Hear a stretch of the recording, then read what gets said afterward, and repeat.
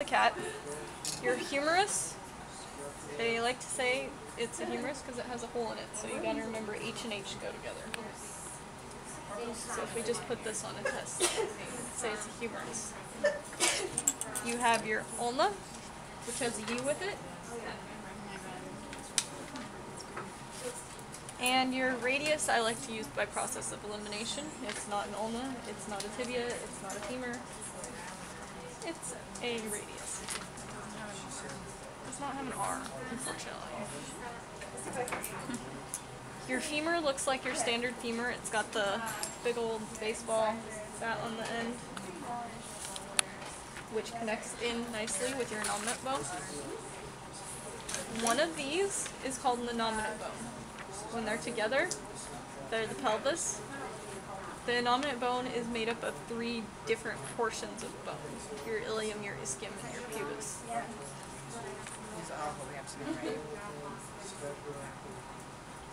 And you'll need to know it more later on. Your tibia is T-shaped. So it's like kind of triangular, and it looks like a T if you look down on it. And I believe that's a back leg, but the back leg has much longer metatarsals than the front leg.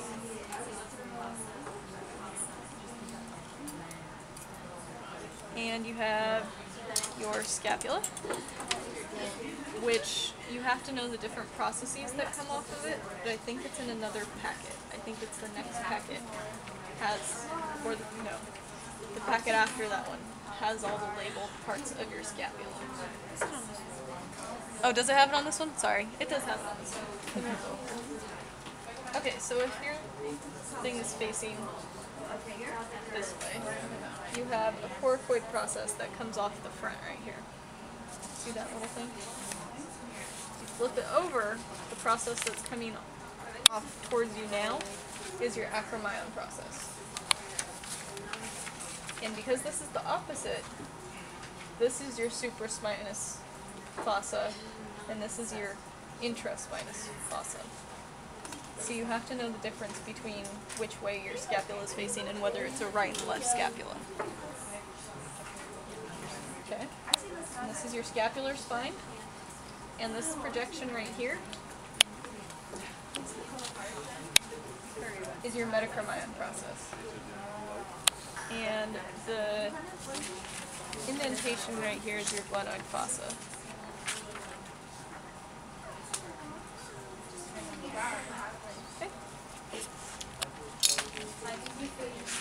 Okay, and people were asking about these. These are your 3 fused sacral vertebrae.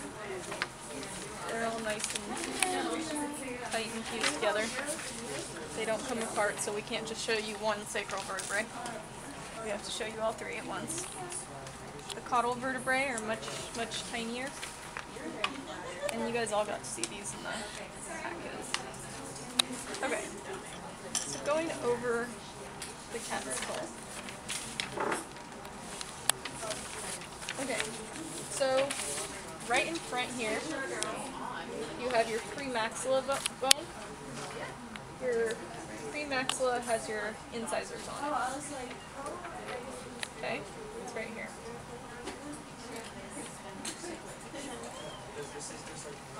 The maxilla bone, which is all right here, has all the rest of your teeth. You have your incisors in the front, canines, your premolars, and then to look carefully, right back here, that little tiny tooth, each one of those are your cat's only 2 molars. They have 1 on each side. Shows you that this is a highly carnivorous animal because they don't do a lot of chewing. It's mostly eating meat, so they need to be able to tear and slice more than they need to be able to chew anything. If you look at a dog, they have much larger molars, which show you that they're more omnivorous than a cat is. Okay, so then you go on to the palatine bone, right here. Frontal bone, right here.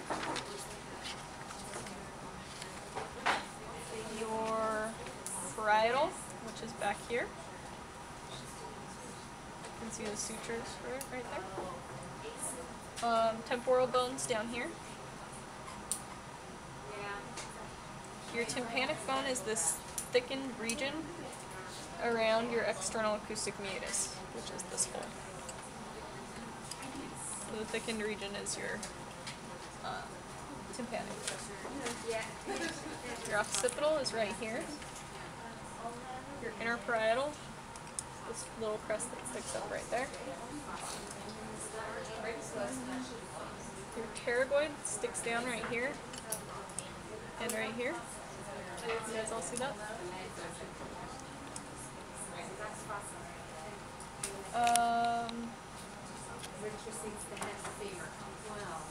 The ALS sphenoid should be right in front of your temporal bone ends right there. So this is your ALS sphenoid right here.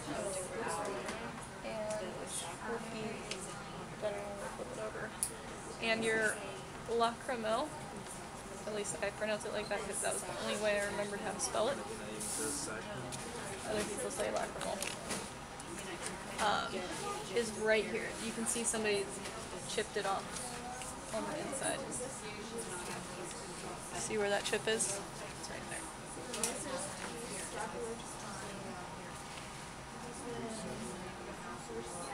Okay, so for a ventral view, get all the teeth. Then you have your palatine bone right here. Makes sense, that's where your palate is. You have your internal nares, where the fork probe's going.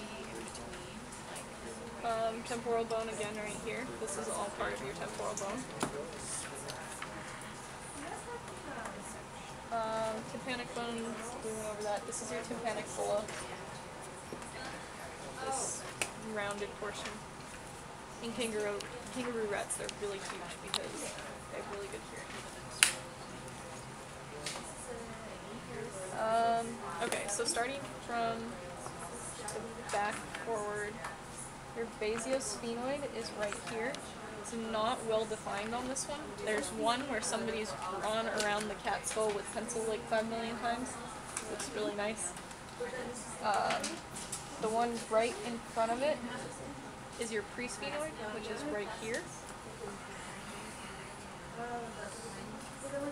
You can see the suture right there.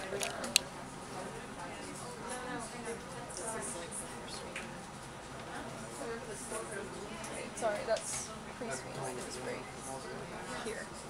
And directly behind it is your basal sphenoid. And then your presphenoid is right on the side right here.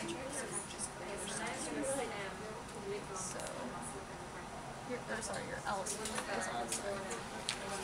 So your ALS sphenoid is right here. It's all this portion and all this portion. Not part of your pterygoid. And your orbitosphenoid is right here, in the orbit of the eye.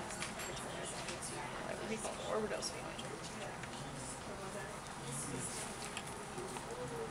Okay, this is your zygomatic arch. It consists of your zygomatic and temporal bones. Towards the back is your zygomatic portion.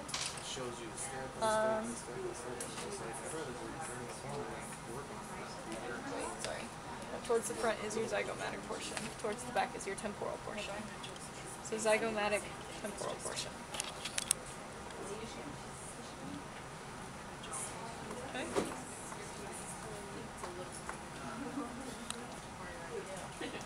And when we say the jaw joint in mammals, we say squamosal dentary because it's the squamosal portion of the temporal bone that connects with the jaw. And if your dentary is the entire. This is all dentary. The only remnants of what the shark are is that encased in here somewhere is a little bit of Meckel's cartilage.